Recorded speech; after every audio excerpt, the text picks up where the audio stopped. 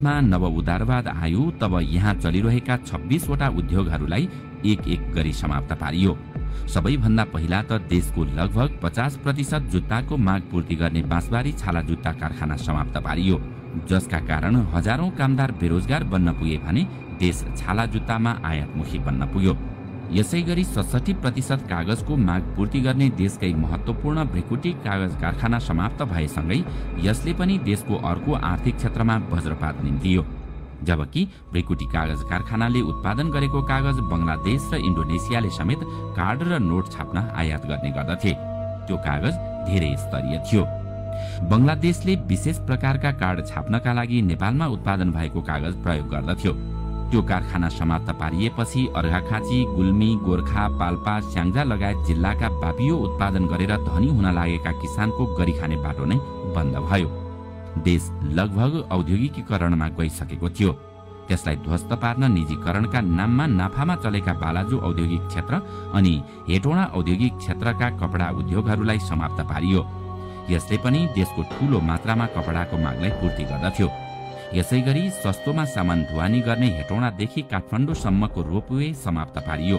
त्यसपछि विराटनगर जुट मिल समाप्त पारियो, जनकपुरको सुर्ती उद्योग समाप्त पारियो, कोहलपुरको कटन खेती र उद्योग समाप्त पारियो, बुटवलको धागो उद्योग समाप्त पारियो।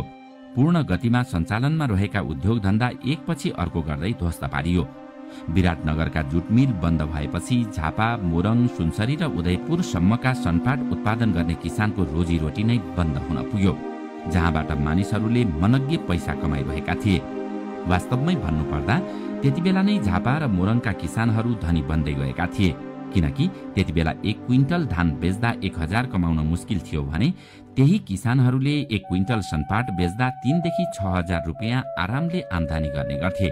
त्यसकारण उनीहरू एकपटक धान खेती गर्ने गर्दथे भने एकपटक सनपाट खेती गर्ने गर्दथे।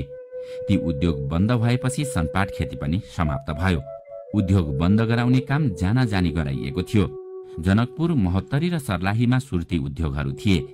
जनकपुर र अन्य चुरोट कारखानाहरू बन्द गरिएपछि सुर्ती खेती पनि समाप्त भयो। वीरगञ्जको चिनी कारखाना बन्द गरेपछि उखु खेती समाप्त भयो।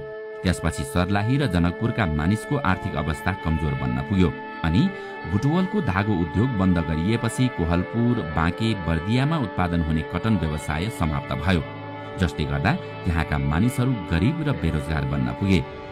पश्चिम कञ्चनपुरमा टर्पेन्टाइल उद्योग थियो र त्यहाँ सुदूरपश्चिमबाट सल्लाको खोटो ल्याएर तेल उत्पादन गरिन्थ्यो।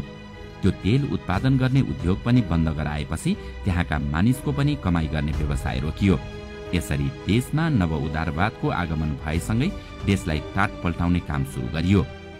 सन् 1997 देखि घट्दै गएको देशको औद्योगिकीकरण सन् 2005 मा आइपुग्दा सरकारी स्वामित्वमा स्थापित धेरै उद्योगहरू समाप्त भइसकेका थिए।